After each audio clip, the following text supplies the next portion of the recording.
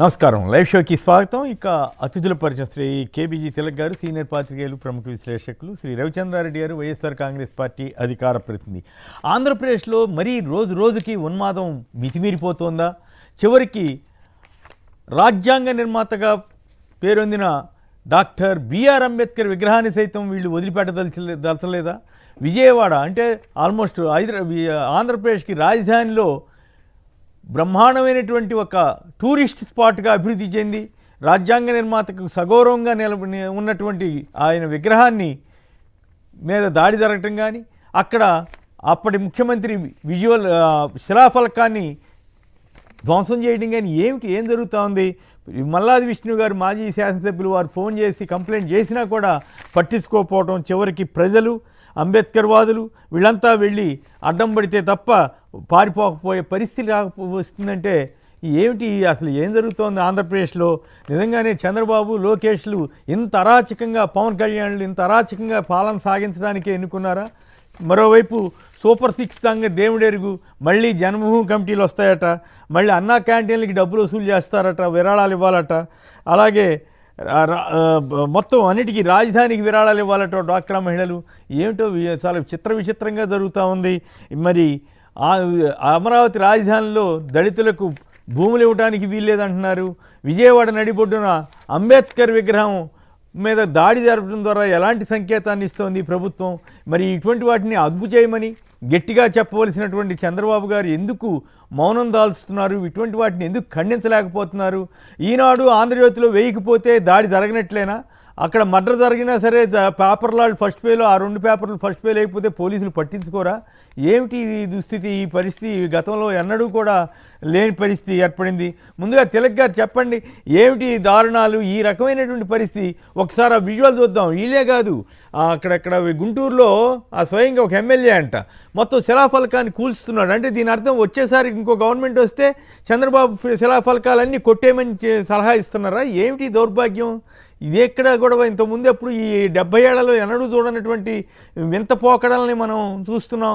చాలా ఉన్మాదం, వింత పోకడ కాదు, ఉన్మాదానికి పరాకాష్ఠగా ఆంధ్రప్రదేశ్లో ప్రభుత్వం మారుతోందా? చంద్రబాబు గారు ఎందుకు తను అంత అప్రతిష్ట పాలవుతున్నా కూడా ఎందుకు ఇటువంటి వాటిని పట్టించుకోవట్లేదు? ఇలాంటివి చేయవద్దు అని ఎందుకు చెప్పలేకపోతున్నారు? గట్టిగా చర్య తీసుకోమని పోలీసులను ఎందుకు ఆదేశించలేకపోతున్నారు? ఏమిటి ఆయన బలహీనత? కొడుకే బలహీనత, లేకపోతే ఇంకేమిటి? పవన్ కళ్యాణ్ అయితే నోరే విప్పట్లేదు, అది వేరే విషయం. ఈ పరిణామాలపై ముందుగా తిలక్ గారు మీరు స్పందించండి. నమస్కారం అండి కేసర్ గారు. ఇప్పుడు విజయవాడలో అంబేద్కర్ గారి విగ్రహం మీద జరిగిన దాడి అర్ధరాత్రి విజయవాడ నడిబొడ్డు అనేది ఒకటే కాదండి. ఈ విగ్రహానికి ఒక మూల పోలీస్ కమిషనర్ కార్యాలయం ఉంటుంది, పక్కనే కరెక్ట్. కోతవేడు దూరంలో గవర్నర్ కార్యాలయం, సబ్ కలెక్టర్, విజయవాడ ఎన్టీఆర్ జిల్లా కలెక్టర్ కార్యాలయం. అవును, ఇటువంటి చోట నడిబొడ్డున ఈ సంఘటన జరిగిందంటే ఇది పరాకాష్ట. ఇంత అధికార యంత్రాంగం, రాజ్యాంగ పరిరక్షకులు ఉన్న ప్రాంతంలో జరిగిందంటే ఎవరు కూడా పట్టించుకునే పరిస్థితిలో లేరు అనేది స్పష్టంగా అర్థమవుతుంది. అందువల్ల దీన్ని ఎంత సీరియస్ గా తీసుకోవాలంటే వ్యక్తుల మీద దాడులు, సంస్థల మీద దాడులు, వ్యక్తుల మీద, పార్టీ నాయకుల మీద దాడులు, హత్యలు, ఇక చిన్నపిల్లల మీద అత్యాచారాలు ఇవన్నీ నిరాటంకంగా కొనసాగుతున్నాయి. ఈ రోజు జరిగిన ఈ ఘటనతో ఒక దళిత మహిళ హోంమంత్రిగా ఉన్న సమయంలో అంబేద్కర్ గారి విగ్రహం మీద దాడి జరగటం అంటే ఇది రైట్ టైం. ఆవిడ తన పదవికి రాజీనామా చేయాలి. లేదంటే అలా చేయకపోతే పదవి కోసం తాపత్రయపడుతూ ఈ అంబేద్కర్ విగ్రహం కాదు కదా, ఏది జరిగినా సరే మాకు అనవసరం, మాకు పదవి ముఖ్యం అనే భావనలో అనిత గారు ఉన్నారని భావించాల్సి వస్తుంది. ఈ రాష్ట్రంలో జరుగుతున్నటువంటి రావణ కష్టానికి చూస్తే 2 మాసాలుగా ఈ రాష్ట్రంలో శాంతి భద్రతలు లేవు అనేది చాలా స్పష్టంగా అంబేద్కర్ గారి విగ్రహం మీద దాడితో రుజువు అవుతోంది. ఈ రాష్ట్రంలో శాంతి భద్రతలు లేకపోవడానికి ప్రధాన కారణం చేష్టలుడికి చూడటమా, లేదా కావాలని ఇవన్నీ చేస్తున్నారా అంటే చంద్రబాబు నాయుడు గారు నిస్సహాయంగా ఉన్నారని అనిపిస్తోంది. ఆయన కుమారుడు చేస్తున్నటువంటి ఆదేశాలు, ఇస్తున్నటువంటి కార్యక్రమాలు, ఆయన ఇస్తున్నటువంటి భరోసా కారణంగానే ఈ అరాచక శక్తులు పేటరేగిపోతున్నాయనేది చాలా స్పష్టంగా కనపడుతుంది. అందువల్ల ఇప్పుడు నిన్న ఇంకొక పరిణామం జరిగిందండి, మనం ఇంకోటి గమనించాలి. రషీద్ హత్య జరిగింది వినుకొండలో. ఆ ఏరియా మరి ఆ పల్నాడు ప్రాంతానికి చెందిన ఎమ్మెల్యే జీవి ఆంజనేయులు గారికి పదవి ఇచ్చారు. అంటే ఇది ఇలాంటి అరాచకాలు చేస్తే పదవులు వస్తాయనేది ఏం పదవి ఇచ్చారు? చీఫ్ విప్ అనుకుంటండి. ఓహో, చీఫ్ విప్ పదవి, కేబినెట్ హోదా మరి ఇచ్చారు. బయట రావాల్సిందే. సో ఇలాంటి అరాచక వాతావరణం ఏర్పడినప్పుడు మరి పవన్ కళ్యాణ్ గారి నాదెండ్ల మనోహర్ గారు నిన్న క్వశ్చన్ వేశారు, ఎందుకు రాష్ట్రపతి పాలన పెట్టాలని. ఎందుకు పెట్టాలో తెలియదా? ఈ రాష్ట్రంలో ఏం జరుగుతుందో తెలియదా? మీకు చంద్రబాబు నాయుడు గారి పరిపాలన అంత గొప్పగా ఉంటే, చంద్రబాబు నాయుడు గారు మహాత్ముడు అనే భావన ఉంటే, మీ తండ్రి గారు చెప్పినటువంటి మాటలతో ఒక వీడియో 6 మాసాల క్రితం రిలీజ్ అయింది. ఆ వీడియోలో ఏముంది? చంద్రబాబు నాయుడు రాజకీయాల్లో రాకముందు తిరుపతి రైల్వే స్టేషన్లో జేబులు కొట్టేవాడని ఉంది. దాని మీద విచారణ జరిపి మీ తండ్రి గారి మీద యాక్షన్ తీసుకోమని చంద్రబాబు నాయుడు గారిని కోరతారా? అక్కర్లేదు. రాష్ట్రపతి పాలన అక్కర్లేదు. మీ తండ్రి గారి మీద యాక్షన్ తీసుకోమని కోరతారా? భజన చేయడానికి కూడా ఒక హద్దు ఉండాలి. రాష్ట్రంలో ఇంత అరాచకం జరుగుతుంటే రాష్ట్రపతి పాలన ఎందుకు పెట్టాలి? ఏం జరిగిందని? ఏ మంచి చేస్తుంటే తప్ప, పెన్షన్లు ఇవ్వడం తప్ప, ఇలాంటి క్వశ్చన్ వేశాడు ఆయన. పెన్షన్లు ఏంటి? జగన్ గారు అమలు జరిపిన అన్ని పథకాలు మీరు ఆపు చేస్తున్నారు కదా, జగన్ గారు అమలు చేసిన పథకాలు తప్పని ఆయన ఓడించారా? ఎందుకు మీరు వ్యతిరేకిస్తున్నారు? ఇలాంటి మాటలన్నీ కూడా అరాచక పద్ధతిలో జరుగుతున్నాయి. ఇది తెలుగుదేశం పార్టీ నాయకులు ఇటువంటి సంఘటనలను ఖండించకపోగా సమర్థించడం అనేది చాలా దురదృష్టం. ఈ అంబేద్కర్ గారి విగ్రహం మీద జరిగిన దాడిని తీవ్రంగా తీసుకోవాలి. దగ్గరలో ఉన్నటువంటి గవర్నర్ గారు కూడా స్పందించాలి. ఆ పక్కన ఉన్న పోలీస్ కమిషనర్ గారు ఎందుకు స్పందించలేదు ఆయన సమాధానం చెప్పాలి. కలెక్టర్ గారికి తెలియదా పక్కనే ఉన్న కార్యాలయం అయినప్పటికీ కూడా? అందువల్ల ఇవన్నీ కూడా జవాబు రావాల్సిన అంశాలని చెప్పేసి నేను భావిస్తున్నాను. కేసు అంటే గత ప్రభుత్వ హయాంలో ఐఏఎస్లు ఐపీఎస్లు పనిచేయలేదు, అది అట్లా చేశారు ఇట్లా చేశారన్న చంద్రబాబు నాయుడు గారు ఇప్పుడు ఏకంగా గవర్నర్ గారి ఇంటి పక్కనే ఉన్నటువంటి విగ్రహం మీద దాడి జరిగితే ఈ పోలీసు ఉన్నతాధికారులు వీళ్ళంతా ఏం చేస్తున్నారు? అంటే వీళ్ళంతా తెలుగుదేశం కొమ్ము కాస్తున్నారని ఖాయమని ఆదేశాలు ఇచ్చినట్లు అవుతుంది కదా. కొమ్ము కాస్తున్నారా? లోకేష్ గారి ఆదేశాలకు భయపడుతున్నారా? అక్కడ ఉన్న పోస్ట్ పోతుందని భయపడుతున్నారా? ఇది అర్థం కాని విషయం. సరే, వాళ్ళకంటే పోస్టులు పోతాయి. గవర్నర్ గారు ఎందుకు స్పందించడం లేదు? 2 మాసాలుగా రాష్ట్రంలో అరాచకం జరుగుతుంటే సాక్షాత్తు ఆయన కార్యాలయం ఎదురుగానే అంబేద్కర్ విగ్రహం మీద దాడి జరిగితే ఆయన ఎందుకు స్పందించడం లేదు? ఇప్పటికైనా ఇది హై టైం గవర్నర్ గారు చర్య తీసుకోవడానికి వెంటనే నివేదిక కోరాలి. ఆయన స్వయంగా దర్యాప్తును పర్యవేక్షించాలి. దీనికి పాల్పడిన వారిని కాకుండా దీనికి ప్రోత్సహించిన వాళ్ళని కూడా చర్య తీసుకునే పరిస్థితులు రావాలని నేను కోరుతున్నాను. రైట్. శంకర్ గారు వెస్ట్ గోదావరి నుంచి. శంకర్ గారు నమస్కారం, మాట్లాడండి. ఈ రకంగా అంబేద్కర్ విగ్రహం మీద మొత్తం రాష్ట్రానికే ప్రతిష్టాత్మకంగా గత ప్రభుత్వం నిర్మిస్తే ఆ విగ్రహం మీద కూడా దాడి జరగటం ఏంటి? ఆనాటి సీఎం శిలాఫలకాన్ని ధ్వంసం చేయటం ఏంటి? అసలు ఈ పరిస్థితి ఆంధ్రప్రదేశ్కి ఎంత అప్రదిష్ట? చంద్రబాబు నాయుడు గారు ఇంత సీనియర్కి ఎంత దారుణమైనటువంటి అవమానం. ఇది ఆయనకు అవమానం, ఆంధ్రప్రదేశ్ ప్రజలకు అవమానం కాదా? మీరేమంటారు? అందరికి నమస్కారం అండి. నమస్కారం. ఏం కాదండి, ఏం జరిగినా అరాచకాలు సృష్టించి మొత్తం ప్రజలను డైవర్ట్ చేయడానికి తప్ప ఎంత మోసపూరితమైన పరిపాలన. ఇది ఎట్లా? దీనివల్ల ఏం ప్రయోజనం జరుగుద్ది వాళ్ళకి? ప్రయోజనంగా నాశనం అండి. ఆఖరికి వయసు అయిపోయింది, ఈ పార్టీని కూడా మూసేస్తారు లాస్ట్ కి. పార్టీని ఎట్లా నడుపుతారన్నది అది ఇక్కడ చర్చ. 74 ఏళ్ల వయసులో చంద్రబాబు గారు గొప్ప పేరు తెచ్చుకోవడానికి ప్రయత్నం చేయాలి, కానీ ఈ దిక్కుమాలినటికి సమర్థించడం, ఈ దౌర్జన్యాలు కొడుకు మీద అందరూ అనుమానిస్తున్నారు. కొడుకు తన పరుగు తీస్తున్నాడు. ఎప్పుడు గొప్ప పేరు వచ్చే విషయం చేశారు చెప్పండి? అంతేనా? ఇది చేయడానికి ఎప్పుడు గొప్ప పేరు వచ్చే విషయం చేయరు. ఒకటి, ఆయన సీఎం గా ఉన్నప్పుడే జగన్ గారిని చదువుకోని ఆయన ఇంకో రకం అని, ఇంకో వాళ్ళ అబ్బాయి ఇంకో రకం అని, పవన్ కళ్యాణ్ అయితే తొక్కేయండి, పరిచేయండి, నరికేయండి, చంపేయండి, లాక్ కొట్టండి, ఏంటి వాళ్ళ పరిపాలన అధికారం లేనప్పుడే అంత విస్తృతంగా ఉంటే వాళ్ళ చేతిలో ఎమ్మెల్యే పదవి కూడా లేకుండానే వాళ్ళు ఇష్టమైన మాట్లాడినప్పుడే మేము జగన్ గారి పరిపాలనలో ఏమి తీసుకునే చర్యలు అవి తీసుకుంటే అవి దారుణంగా చర్యలు ఉంటే ఇవాళ రోడ్డు ఎక్కరేళ్ళు అయ్యో గతంలో జరిగిందే మన ఇలా చేస్తారని అది గతంలో వాళ్ళు ఇష్టమైన మాట్లాడుతుంటే కూడా అలా వదిలేస్తే వీళ్ళు ఇప్పుడు అక్కడ ఏమట్లేదండి ఇప్పుడు పిలిపిమ్మనండి జగన్మోహన్ రెడ్డి గారిని అరాచకం అవుతుంది సూత్రిని ఒక పిలిపిమ్మనండి కార్యకర్తలు కలిసి రండి ఒక మాట అనమనండి ఎవరు మండలం కానీ విలేజ్ కానీ కలిసి వచ్చి పర్వాలేదు అవన్నీ అట్లాంటివి మనం హింసని ప్రోత్సహించే విధంగా వాళ్ళైనా వీళ్ళైనా మాట్లాడకూడదు. హింస చేసినప్పుడు ఇప్పుడు నిన్న ఈస్ట్ గోదావరిలో ఒక సర్పంచ్ని కిడ్నాప్ చేయకపోతే గ్రామస్తులంతా ఎదురు తిరిగి తెలుగుదేశం వాళ్ళని తరిమి కొట్టారంట. మరి ఆ పరిస్థితి ఎందుకు తెచ్చుకుంటున్నారు? అదే పార్టీ పిలుపు వచ్చింది ఇంకా కొండ ధైర్యమండి అరాచకాలు జరగవు.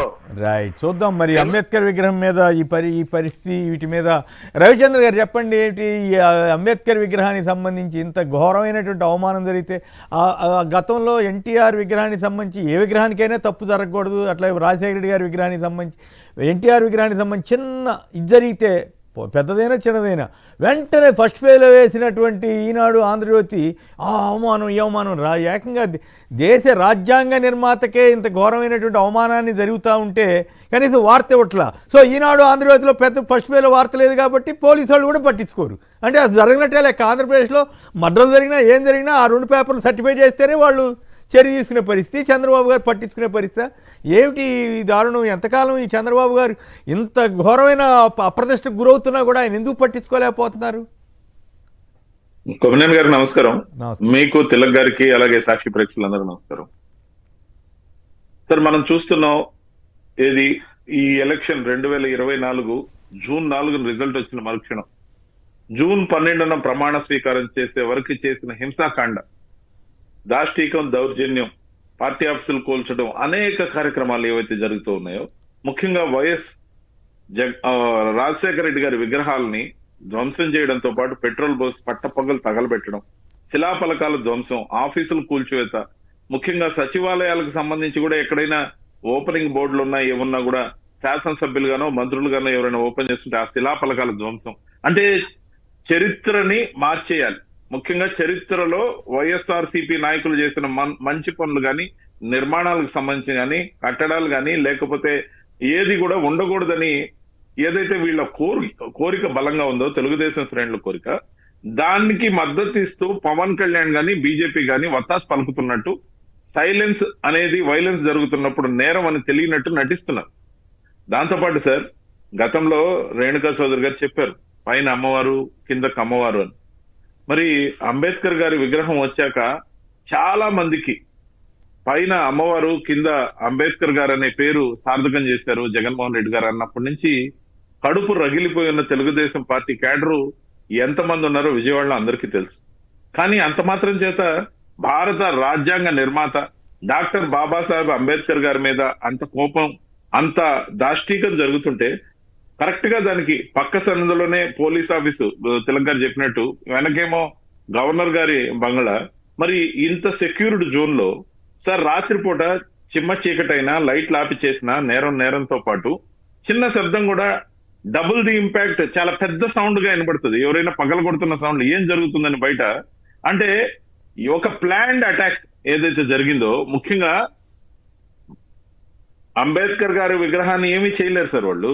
కానీ అంబేద్కర్ గారి విగ్రహాన్ని అక్కడ పెట్టిన జగన్మోహన్ రెడ్డి గారి పేరును ధ్వంసం చేయాలనేది వాళ్ళ ఆలోచనతో పాటు కుదిరితే అంబేద్కర్ గారి విగ్రహాన్ని అక్కడి నుంచి లేకుండా చేయాలనే కుట్ర కూడా మొదలైందని అనిపిస్తుంది. ఎందుకంటే గతంలో వైఎస్ రాజశేఖర రెడ్డి గారి విగ్రహం కంట్రోల్ రూమ్ దగ్గర ఏదైతే విజయవాడలో నడిబొడ్డున వైఎస్ రాజశేఖర రెడ్డి గారి విగ్రహం అర్ధరాత్రి క్రేన్లతో తీసి పోలీస్ స్టేషన్ కి తరలించిన వైనం మనం చూసాం.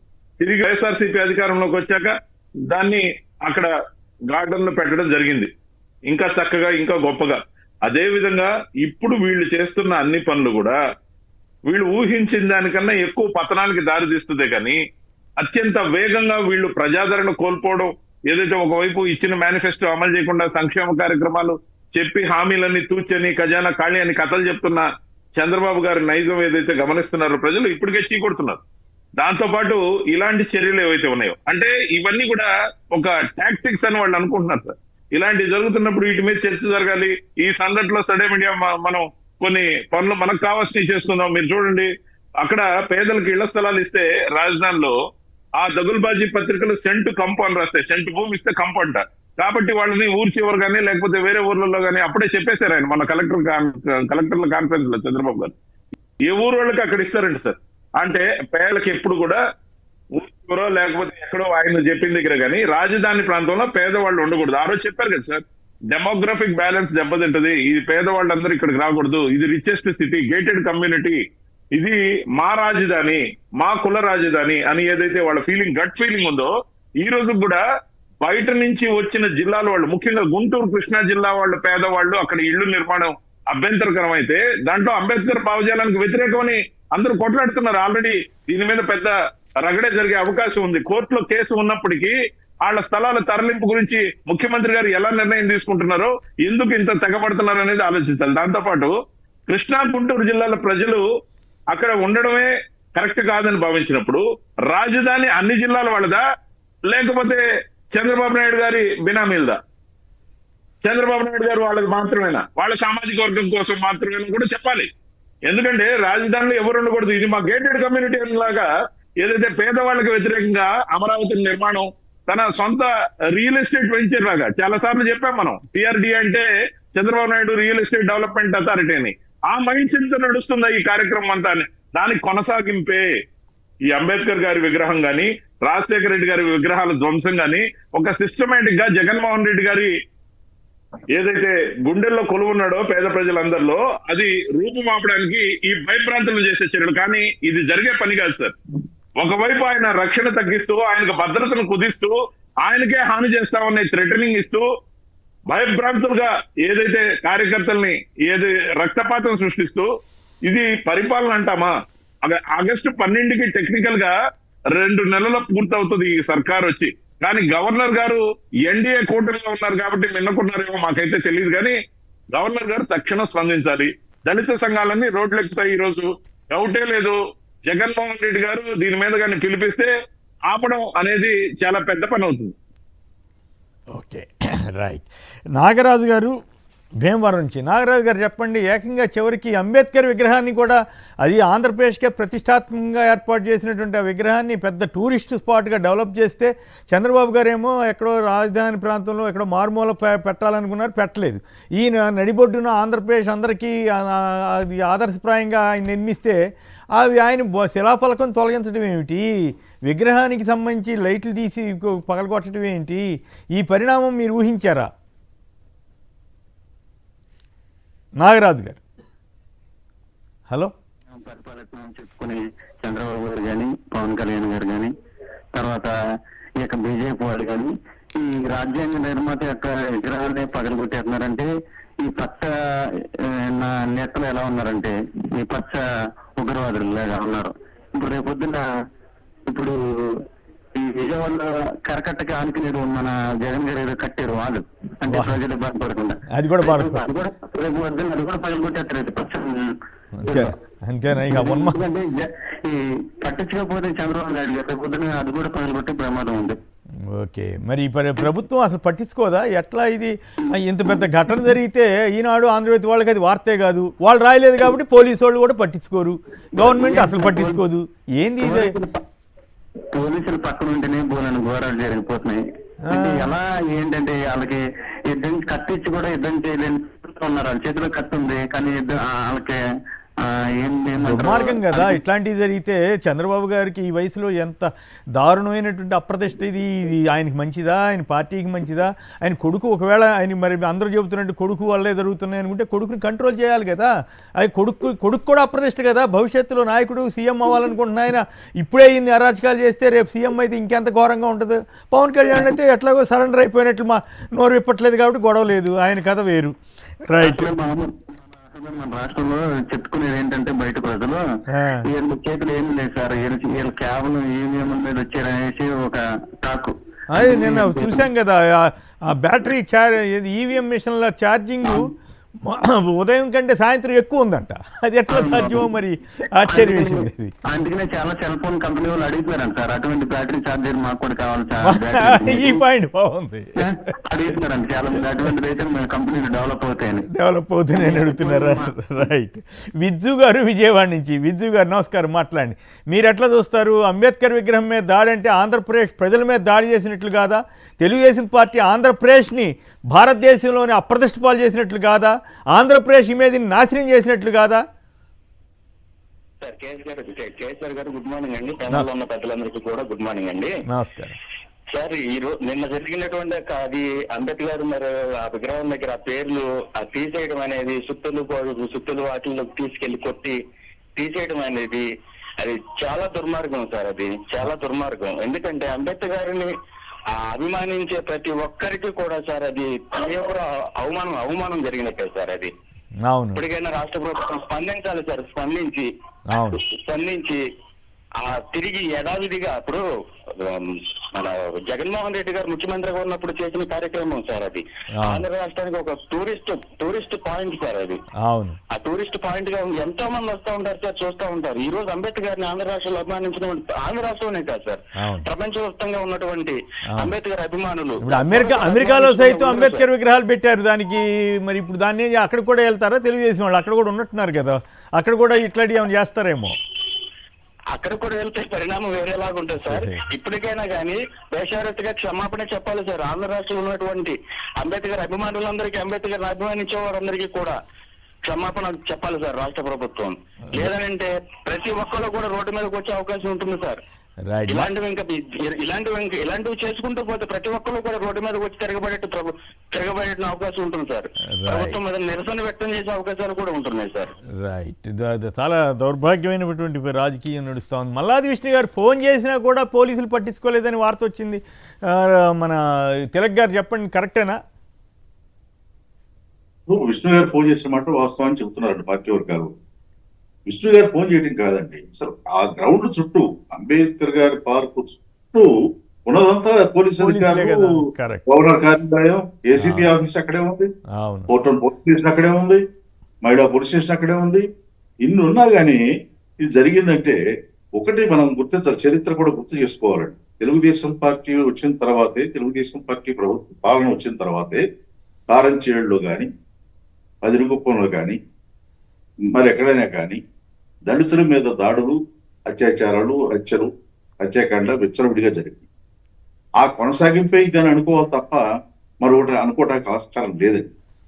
ఇది ఇప్పటి వరకు చంద్రబాబు నాయుడు గారు ఖండించలేదంటే దాని అర్థం ఏమిటి? ఆయనకి సమాచారం లేదా, చెప్పడం లేదా? పోలీసు అధికారులు కానీ, పక్కన ఉన్న అధికారులు కానీ, ఇంటెలిజెన్స్ వాళ్ళు కానీ చెప్పడం లేదా? తెలిసినా కానీ ఆయన మౌనంగా ఉన్నారా? ఇది ఒక విచిత్రమైన వాతావరణం. ఇది ఇన్ని జరుగుతున్న, ఎక్కడో జరిగిన చిన్న చిన్న విషయాల మీద కూడా స్పందించేటువంటి ముఖ్యమంత్రి గారు ఈ విషయం మీద ఎందుకు మాట్లాడటం లేదు అనేది ఆశ్చర్యం కలిగిస్తుంది. దీనికి ఇది సరైన సమయం. ఈ గవర్నర్ గారు స్పందించాల్సినటువంటి సమయం ఆసన్నమైంది. బెంగాల్లోను, తమిళనాడులోను గవర్నర్ యాక్టివ్గా ఉన్నారు. మరి ఇక్కడ ఇటువంటి దుశ్చర్య, అంబేద్కర్ గారి విగ్రహం మీద దాడి జరిగినా కానీ గవర్నర్ గారు స్పందించకపోతే ఆయనకి అప్రతిష్ట అవుతుంది. సుప్రీంకోర్టు వంటి ఉన్నత న్యాయస్థానంలో జడ్జిగా పనిచేసిన మచ్చలేని వ్యక్తి ఆయన కూడా స్పందించకపోతే ఇది ఆయన ప్రతిష్టకే నష్టం చేస్తుందని నేను అనుకుంటున్నానండి. రైట్. అయితే ఇంకొక పాయింట్, సరే అంబేద్కర్ గారి విగ్రహం మీద ఎట్లా స్పందిస్తారేంటో చూద్దాం. జన్మభూమి కమిటీని మళ్ళీ రాబోతున్నాయట, ఇదంతా జనానికి హర్షామోదంతో వస్తున్నాయట్లేనా? మళ్ళీ జనం దగ్గర అన్నా క్యాంటీన్లకి డబ్బులు ఇవ్వాలంట, విరాళాలు వసూలు చేయాలంట, అట్లాగే రాజధాని నిర్మాణానికి డ్వాక్రా మహిళల నుంచి విరాళాలు వసూలు చేస్తారంట. ఏంటి మళ్ళీ మొత్తం జన్మభూమి కథకి వెళ్తా ఉంది? ఇప్పుడు నేను నాకున్న సమాచారం చెప్తానండి. ఈ పథకాలు, మనం హామీలు ఇచ్చినటువంటి పథకాలు అమలు చేయడం అనేది సాధ్యం కాదనేది ఒకటి బహిరంగంగా చెబుతున్నారు ఆయన. అంతర్గతంగా ఆయన సన్నిహితులతో చెప్పిన మాటలు కొన్ని నాకు తెలిసినవి ఏంటంటే, జగన్మోహన్ రెడ్డి గారు ఇన్ని లక్షల కోట్లు ప్రజలకు ఇచ్చినా కానీ ఓట్లు వేయలేదు, 11 సీట్లు ఇచ్చారు కాబట్టి మనం చేస్తే వచ్చే ఉపయోగం ఏంటి అనే మాట ఆయన వాడారనేది బయటకు వస్తాం. అందువల్లే ఈ స్కీమ్లని పక్కన పెట్టేసి మనకు కావాల్సిన అమరావతి, నాకు మనకు కూడా కావాల్సిన మీరేమనుకోకపోతే నాకు కూడా చంద్రబాబు కరెక్టే కదా, ఎందుకు ఇవ్వాలి జనానికి మోసం చేస్తే వాళ్ళు ఏం కాదనే పరిస్థితి ఎక్కడ ఉంది? నిజంగానే ఆయన చేసిందంటే చంద్రబాబు గారు చేసిందంటే తప్పే ఉంది. జగన్ గారు అంటే మాట మీద నిలబడాలనుకున్నాడు, ఈయనకి అవసరం లేదు కదా. ఆయన అనాలిసిస్ కరెక్ట్ కాదు. 40% ఓట్లు ఎట్లా వచ్చినాయి? రెండోది మన పోలింగ్ ఓట్లకి కౌంటింగ్ ఓట్లు తేడా ఎట్లా వచ్చింది? అదే మరి. అందువల్ల ఇంకో మాట కూడా ఆయన మాకేమైనా ప్రజలు వేస్తే ఓట్లు వేస్తే అధికారంలోకి వచ్చామా ఇవన్నీ అమలు జరపడానికి అన్నాడు అనేది కూడా ఒక పుకారు ఉంది. ఓ అది కూడా అన్నారా? అట్లా అందువల్ల ఏది నిజం ఏది కాదో ఆయన స్పష్టంగా చెప్పరు. రైట్, అది అర్థమవుతోంది. ఒకటి కూడా చెప్పాలి ఈ సందర్భంలో, మీకు టీటీడీ చైర్మన్ పదవి చాలా సీరియస్ డిస్కషన్ ఉంది. అవును. కారణం ఏంటంటే పవన్ కళ్యాణ్ గారు నాగబాబు గారికి ఆ చైర్మన్ పదవి ఇవ్వమని అడిగారట. లేదు మళ్ళీ కాదన్నాడుగా మధ్య, నేను అడగలేదు అన్నాడని. అడగలేదు అంటారు, అడగకుండా ఎదుగున్నారు ఆయన. అంతేనా? చాలా పట్టుదలగా ఉన్నారు ఆ విషయం. కానీ లోకేష్ నాయుడు గారు బిఆర్ నాయుడు గారికి ఇవ్వాలి, TV5 బిఆర్ నాయుడు గారికి ఇవ్వాలని పట్టుదలగా ఉన్నారు. ఓహో, అందువల్ల బిఆర్ నాయుడు గారికి ఫైనల్ అయిందని కూడా వార్తలు వస్తున్నాయి బయట. ఓకే, ఇప్పుడు లోకేష్ పై చేయవద్దా పవన్ కళ్యాణ్ పై చేయవద్దా అని చూడాలన్నమాట. అట్లయితే పవన్ కళ్యాణ్ పై అవదండి. పవన్ కళ్యాణ్ ఆయన ఆయన సరెండర్ అయిపోయాడు కాబట్టి ఇబ్బంది లేదు. చంద్రబాబు గారికి లోకేష్ గారికి సరెండర్ అయిపోయాడు కాబట్టి ఆయన ఏం అడగడేమో ఇక్కడి. ఆయన రోజుకు ఒకసారి చంద్రబాబు నాయుడు గారు చూసి చాలా నేర్చుకోవాలంటాడు పవన్ కళ్యాణ్ గారు. మరి ఏం నేర్చుకున్నాడు ఇప్పటివరకు నాకు అయితే అర్థం కాలేదు. అదే ఈ రకంగా నేర్చుకుంటాడు, ఇవన్నీ నేర్చుకుంటాడు. అట్లా కాదు, ఇష్టం వచ్చినట్టు హామీలు ఇవ్వటం అది కూడా నేర్చుకున్నాడు. ఇప్పుడేమో హామీలు ఎట్లా ఎగ్గొట్టాలో నేర్చుకుంటున్నాడేమో. రైట్, ఫైనల్గా మన మీరు చెప్పండి రవిచంద్ర గారు, ఏమిటి అన్ని కమిటీలు రాబోతున్నాయంట, మళ్ళీ అన్ని విరాళాలు వసూలు చేస్తారంట, ఇంకో పక్క ఈ గొడవలు ఇవన్నీ ఓ పక్క అయితే ఇంకో పక్క మళ్ళీ జనభూమి కమిటీలు అంటున్నారు, ఎట్లా ఉండబోతోంది సంక్షిప్తంగా చెప్పండి. జన్మభూమి కమిటీలు వస్తే ముఖ్యంగా ప్రజలు ఏ విధంగా తిప్పి కొడతారో మనం రాబోయే కొన్ని నెలల్లోనే చూస్తాం. ఇంత వేగంగా వాళ్ళ పతనానికి వాళ్లే దారులు వేసుకుంటున్నారు కాబట్టి సంతోషం. ఎందుకంటే ప్రజలకు ఇచ్చిన హామీలను అమలు చేయలేదు. ఇది ఎవరి దయాదాక్షిణ్యాలతో వచ్చిన ప్రభుత్వం అని, మేము వేసిన ఓట్లు ఎలా పోయాయని ప్రజలందరూ ఎక్కడికి పోయినా జగన్మోహన్ రెడ్డి గారికి జన నీరాజనాలు పడుతూ అడుగుతున్నారు, అయ్యా మేమంతా మీకే ఓట్లు వేసాం, అయ్యా మా ఓట్లు ఎటు పోయినాయో తెలియట్లేదని. అంటే ప్రజలు ఎక్కడికి పోయినా నీరాజనాలు పట్టేటప్పుడు దాంతో పాటు దానికి వస్తున్న సమగ్రమైన విశ్లేషణలో 49 లక్షల ఓట్లు గల్లంత ఆంధ్రప్రదేశ్ లోని, దేశవ్యాప్తంగా 5 కోట్ల ఓట్లు ఏ విధంగా పోయాయని అనేక ఈవీఎంల మీద డౌట్లు, కోర్టుల్లో కేసులు. కానీ ఒక విచిత్రమైన వైఖరి ఏంటంటే ఎలక్షన్ కమిషన్ స్పందించట్లేదు సార్.